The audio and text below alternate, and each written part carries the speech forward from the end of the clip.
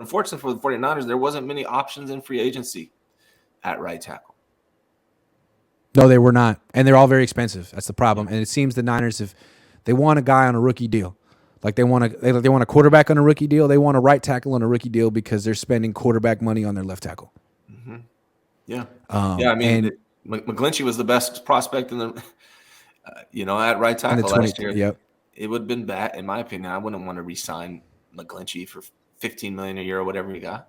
No, it would have been awful. Yeah. So they could say like McKivitz is, almost as good for a lot cheaper. True. But I don't know about McKivitz. Not the passing game. So here's how I look at McKivitz. McKivitz is slow. And it's like, how did they draft a slow offensive tackle for this team? To me, I think they drafted him to play left tackle. Remember, they drafted him before they really figured out what was going to happen with Trent Williams. Joe Staley was going to retire.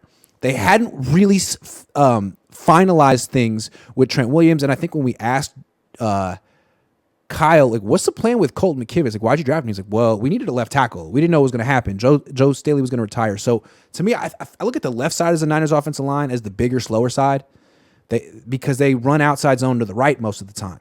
Like Aaron Banks is big and slow. Trent Williams is phenomenal. He's the greatest left tackle of all time. But if you don't have Trent Williams, you could have a guy who's slower there because those guys are more like doing short pulls. They're not. Well, again, you don't really run those sweeps to the left as much. But you got to think about the passing game. The passing game. But again, it's a run first team. It's a run first team. So I think they could put McKivitz at right tackle. He could be fine, but you're not getting that outside zone element with McKivitz at right tackle. And to me, that was huge. That was the Debo play in 2021. That big sweep around the right side. That was Tom Compton out there. He was important. Here's a crazy take, man. I've been thinking about it a lot. Feliciano, man, has played left tackle, left guard, center, right guard. To me, he's top after Trent Williams and Banks. He's the third best offensive lineman on the team.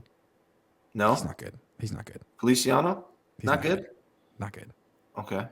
I think he's better than Colt. I was talking to my friend who was a big Raider fan yesterday. Maybe he was like, dude, he's not good at all. And now he's been on 3 teams. He did pretty good. He's got a 1-year deal. I think he's at the end of his rope right now, man. I don't think he's starting. Really? I don't think he's good. Okay. I think maybe Burford isn't good either. To me, if you bring in a guy and give him $1 million guaranteed and $2 million, you're sending a message to Burford like, hey, bud, you were awful last year. Now, you were a rookie, but we don't necessarily know that you're going to get better or take a leap. You can, but you're competing with John Feliciano, who's going to be on the team and has started a lot of games in this league. So we'll see, but I think it's a bit of a hedge. John Lynch said that Colt McKivitz is going to he's on the track to be that guy, the right tackle. Yeah, Colt McKivitz. Yeah, because McKivitz. I think the competition is going to be Nick Zakelj, and I don't think that it makes any point for Kyle Shanahan, for anyone to be like, oh yeah, dude, why would you talk him up? Let him establish himself on his own. You don't have to talk him up. But they drafted him last year. And if you just stand him side by side with Colt McKivitz, man, they're like the same frame, but Nick Zakelj is a better athlete. So he played at a small school. He kind of struggled at the Senior Bowl. He's a project, but he's had a year on the bench. You have this excellent offensive line coach. If he can hold his own in pass protection, he gives you so much more as a run blocker potentially because he can run. So, Nick Zakelj, something to look for. I've heard a lot. And I haven't seen it. I haven't seen it from anything. I haven't seen it in training camp, preseason. There's nothing that's shown me. But what I've heard is a lot of positive things about Nick Zakelj. But nice. Everyone's saying it's center. Everyone's saying that's funny. See, that's what they said. But in training camp last year, I never saw him take a single snap at center. I saw him play guard and tackle, which is where McKivitz plays. That's how they cross-trained McKivitz. I know they talked about it. Maybe they, had him taking snaps in secret in a private ballroom away from the field or during the season when, the media's not out there. But I never saw him play center.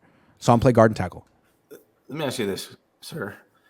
Yes. I've been saying it for since the season ended. The 49ers, because of the way free agency was and because of the roster, the 49ers have to move up in the draft and get a right tackle that can play quickly. Do you think there's any chance of that? I think there is a chance of it. There is, but I think it's a dangerous thing to do when you trade up for one player in one position, you're going to miss on BPA. But I mean, the Vikings did it. They got rid of Stephon Diggs and traded and drafted Justin Jefferson. Smart. But, when the Niners did it with Trent Brown, they got rid of Trent Brown, and it's like, okay, well, now we have to take a right tackle in the first round. They passed on Derwin James, Micah Fitzpatrick, a bunch of really good players so they could take Mike McGlinchey. So you got to be careful that you're taking a right tackle and the best player available, not just a right tackle. That's the only thing I'd say. And what I'm saying is the fact that they've been so cavalier about this right tackle position, like, oh, yeah, we like McKivitz, and we'll bring in Matt Pryor on, like, the vet minimum. It makes me feel like they got something up their sleeve, either a pick this year or a pick last year. And the pick last year was Nick Zakelj, and they've never really articulated what the freaking plan is for him. John Lynch mentioned something about center the night they drafted him, but he also didn't know how to pronounce his name. I got the feeling that John didn't even know who he was, and that this was like one of the Niners like scouts, like a kind of like Purdy, right? Someone in the Niners scouting staff spotted this dude, and John and Kyle were like, you guys make the picks. It's freaking 6th round.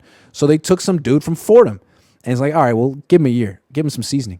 I'm curious to see. He might just, like, for example, the Niners drafted Burford. No one knew what the hell the plan was there. All of a sudden, day one of training camp, he's starting at right guard. It was like, oh, who the hell saw that coming?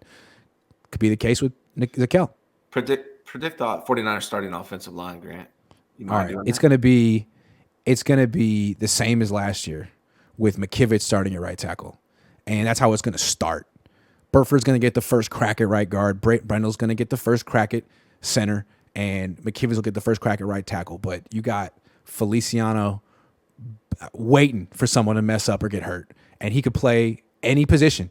He could play 3 positions on the offensive line, so he's a high-priced backup that'll be replacing Burford if Burford doesn't get his stuff together. And then McKivitz will get the first shot, but I'd like to see if Zakelj can just hold his own in the one-on-ones in training camp, let's see what he looks like in preseason on those outside zone runs to the right, because we've seen McKivitz. He's slow. Sorry, Colton's going to punch me in the face. Colton, it's no offense. It's just you ran a 5.35 at your pro day. That's slow. You have a particular skill set on the offensive line, and the Niners really wants faster, smaller offensive linemen on the right side because that's how they run outside zone. It's important to them. I'm just saying. I ran just so you guys know, I played right tackle as a kid, and I ran a 4.95 49ers. Hey. I just need like 70 pounds of muscle. I was looking at something the other day. So the Niners always talk of Trent Williams as being like the most athletic offensive lineman ever. And he's very athletic, but compare his combine results to Joe Staley's. Just go back and look. Joe Staley ran a faster 40. Tight end. He has a faster 3-cone. Like, Joe Staley was not messing around. He was 6'6". Now, I think Trent Williams is 10 pounds heavier, so maybe that's part of it. He's stronger. Might have been. I think Joe Staley put up more reps on the bench. Man, I'm just telling you. Joe Staley gets no respect. Wow, that surprises me that Joe Staley. Yeah, go check it out.